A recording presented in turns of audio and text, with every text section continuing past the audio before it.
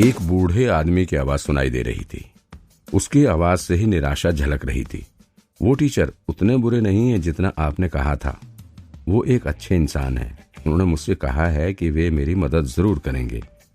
उन्होंने कहा है कि अगर मैं ठीक तरह से मेहनत करूंगी तो मैं क्लास में पहली रैंक ला सकती हूँ। ये सब कहने पर भी उस लड़की की आवाज में हिचकिचाहट लग रही थी।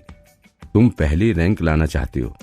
अगर तुम उस टीचर से पढ़ोगी तो पहली रैंक तो दूर की बात है, तुम्हें पोज करने की भी बुद्धि नहीं रहेगी। मैडम, क्या आपको पता नहीं वो कौन है? वो इस स्कूल का सबसे बेकार टीचर है। उसे तो 0 नंबर मिले हैं। आप जल्दी से अपना दाखिला उनकी क्लास से वापस ले लो। अगर साहब को पता चल गया तो वे मुझे नौकरी से निकाल ही देंगे। उस बूढ़े आदमी की बात सुन के वो लड़की डर गई। उसे कुछ समझ नहीं आ रहा था। ऐसा लग रहा था उलझन की वजह से वो अभी रोने लगेगी। उन दोनों की बातें सुनकर रितेश की आंखों में चमक आ गई और वो हंसते हुए विपिन की ओर देखने लगा। विपिन सर, क्या इस बच्ची को अभी अभी आपने अपनी क्लास में दाखिला दिया है? लगता है आपके साथ कुछ बुरा होने वाला है। लगता है ये अपना नाम वापस लेने की सोच रही है। अगर किसी स्टूडेंट को लगता है कि उसका टीचर उसके लिए ठीक नहीं है तो वो उसका टोकन वापस दे सकता है और फिर कोई दूसरा टीचर ढूंढ सकता है। रितेश के ऊंची आवाज में ऐसा कहने पर काफी बच्चों की भीड़ आसपास इकट्ठा हो जाती है। वो लड़की और उसका नौकर भी रितेश और विपिन की ओर देखने लगता है। मैडम, क्या ये वही टीचर है जिनका टोकन आपने लिया है? उस बूढ़े नौकर की नजर विपिन पर पड़ी। हाँ, ये वही है, लड़की ने जवाब दिया। नौकर उसी वक्त अपनी जगह से उठकर विपिन की ओर जाने लगा। विपिन सर, मेरी मैडम अपना नाम वापस लेना चाहती है। भैया, नौकर की जल्दबाजी ने लड़की को हैरान कर दिया। लड़की ने शर्मिंदा होकर सिर झुका लिया और जल्दी से नौकर के पीछे पीछे आ गई। उसने विपिन की ओर देखा और बोली, सर मैं... ये वही लड़की थी जिसे विपिन ने अभी कुछ देर पहले अपना स्टूडेंट बनाया था, रोमा। रोमा, तुम्हें पता है कि मैं हर किसी को अपना स्टूडेंट नहीं बनाता। मैंने तुम्हें अपना स्टूडेंट इसलिए बनाया क्योंकि शायद किस्मत में यही लिखा था, वरना आज हमारी मुलाकात क्यों होती। तुम अपना नाम वापस लेकर इतने अच्छे मौके को हाथ से क्यों गंवाना चाहती हो? क्या तुम्हें पता है कि कितने स्टूडेंट्स मुझसे पढ़ना चाहते हैं, मेरी क्लास में दाखिला लेना चाहते हैं, लेकिन मैं उन्हें मना कर देता हूँ।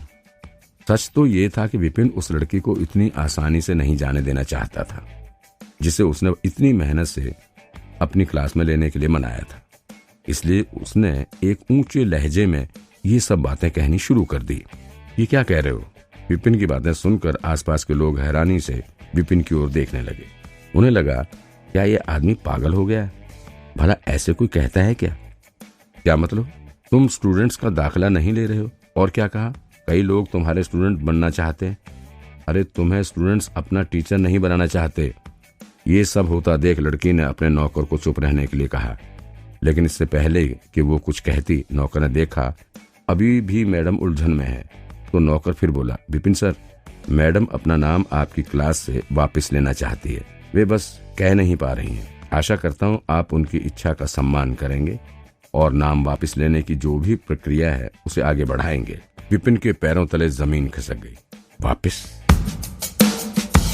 तुम्हें इस बारे में ठीक से सोच लेना चाहिए। अपना नाम वापस लेने से पहले तुम्हें ये सोच लेना चाहिए, इससे इसका नाम खराब होगा। एक टीचर की क्लास से नाम वापस लेकर दूसरे टीचर इसे अपनी क्लास में लेने से पहले 2 बार सोचेंगे।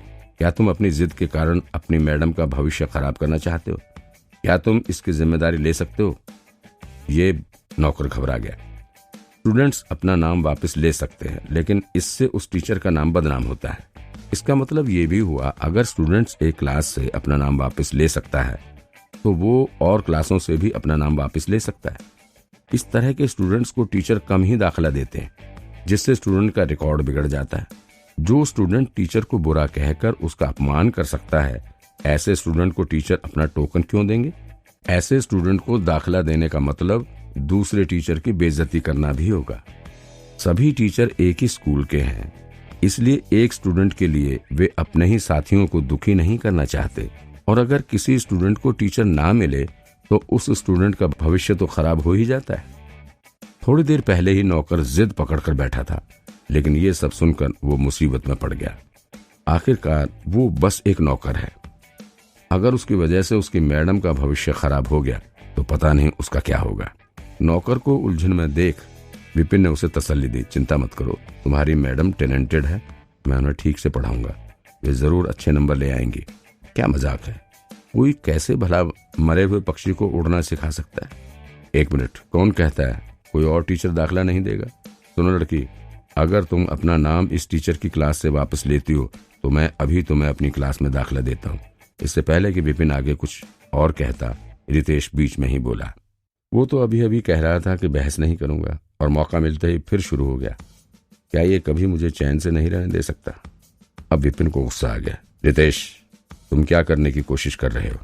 कोशिश कर रहा हूँ? अरे इस लड़की को तो देखो, टैलेंटेड है लेकिन डर से कुछ नहीं कह पा रही है। मैं इसका भविष्य कैसे खराब होने दूं? अगर ये नाम वापस लेना चाहती है तो मैं इसे अपनी स्टूडेंट बनाने के लिए तैयार हूँ। आखिरकार सभी स्टूडेंट्स पढ़ने ही तो यहाँ आए हैं। ये बिल्कुल सही है कि वे उसी टीचर से पढ़ें जिससे पढ़ना चाहते, उससे नहीं जिस टीचर को एग्जाम में 0 नंबर मिले हों। खुशी से रितेश जोर जोर से हंसने लगा। सरेआम स्टूडेंट्स को चुराना, तुम्हें क्या लगता है मैं इस बात के बारे में स्कूल एडमिनिस्ट्रेशन से नहीं कहूंगा? ये कोई मामूली बात नहीं, सरेआम स्टूडेंट्स को भड़का रहा है। हालांकि स्कूल ने टीचर को अपनी मर्जी से स्टूडेंट चुनने की छूट दे रखी है, लेकिन इस तरह से भड़काए जाने को वे हल्के में नहीं लेंगे। ऐसा हो जाए तो स्कूल नहीं, टीचर के लिए स्टूडेंट्स हड़पने का मैदान बन जाएगा। स्कूल का माहौल बिगड़ेगा और टीचर भी झगड़ना शुरू कर देंगे। रितेश बोला, स्टूडेंट को भड़काना, ये क्या बढ़ा चढ़ा कर बोल रहे हो? कम से कम स्टूडेंट को खुद टीचर चुनने का मौका तो दो। हम दोनों इसे अपनी अपनी सलाह देंगे, उसे खुद ही फैसला करने दो। क्या कहते हो जाए कंपटीशन? टीचरों के बीच सलाह देने का कंपटीशन। विपिन घबरा गया। उसके पास पुराने विपिन की याददाश्त तो थी, लेकिन उसे उन यादों को इस्तेमाल करना नहीं आता था। ज्यादा से ज्यादा उसे टेक्निक के नाम पता थे, बस। पुराने विपिन को बस नाम बताने ही आते थे, उनके बारे में कुछ पता नहीं था। जब उसे ही नहीं पता था तो नए विपिन को कैसे पता होगा? ऊपर से सलाह देना, वो पक्का रितेश से हार जाएगा। रितेश को टेक्निक के बारे में उससे तो ज्यादा ही पता होगा। क्या हुआ, चैलेंज मारने से डर गया? ये तो नियमों में साफ लिखा है, टीचर आपस में चैलेंज कर सकते हैं ताकि स्टूडेंट्स सही चुनाव कर सकें। इसे तो भड़काना नहीं कहते ना? रितेश हंसते हुए बोला। उसने अपनी शर्ट की बाजू ऊपर की और ऐसे खड़ा हो गया मानो चैलेंज ही जीत गया हो। स्टूडेंट्स को हम किस चीज पर सलाह देंगे? विपिन को समझ आ गया था, अगर आज उसने इस मामले को ठीक तरह से नहीं सुलझाया तो उसका इकलौता स्टूडेंट तो वापस चला ही जाएगा और कोई उसका नया स्टूडेंट फिर कभी नहीं बनेगा। टीचर स्टूडेंट्स को उनके मार्शल आर्ट्स के बारे में कई सलाह दे सकते थे, उनके टैलेंट पर, टेक्निक पर, गलतियों पर, और क्योंकि हर टीचर का टेक्निक अलग अलग है इसलिए उनकी सलाह भी अलग होगी। चलो एक काम करते हैं, क्योंकि ये सारे स्टूडेंट्स नए हैं, ना इन्हें हम जानते हैं ना ये हमें जानते हैं। हम इन्हें अपने अपने पंच पोज दिखाने के लिए कहते हैं, फिर हम उनकी गलतियों पर उन्हें सलाह देंगे और उन्हें कैसे ठीक करना है ये बताएंगे। उसके बाद फिर पोज करने के लिए कहेंगे। जिसकी सलाह से स्टूडेंट को ज्यादा फायदा होगा वो जीत जाएगा, ठीक है?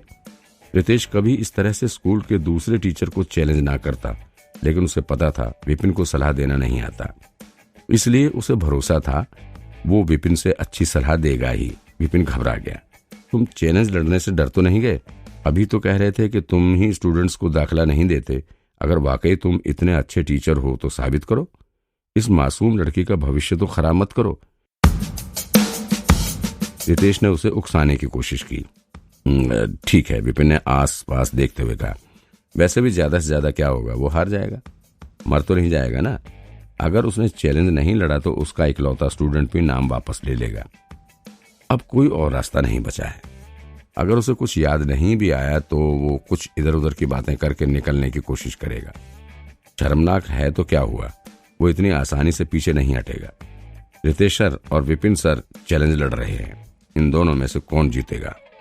ये तो वही है, इसी को 0 नंबर मिले थे, ये फिर भी चैलेंज लड़ रहा है। सच में क्या इसे और बेइज्जत होना है? चैलेंज की बात सुनकर स्टूडेंट्स की भीड़ खाना बीच में ही छोड़कर दोनों की ओर देखने के लिए लग गई। आज दाखिले का दिन था। कई लोगों ने 0 नंबर वाले टीचर के बारे में सुना था, पर कोई उससे मिला नहीं था। सभी जानना चाहते थे कौन जीतेगा।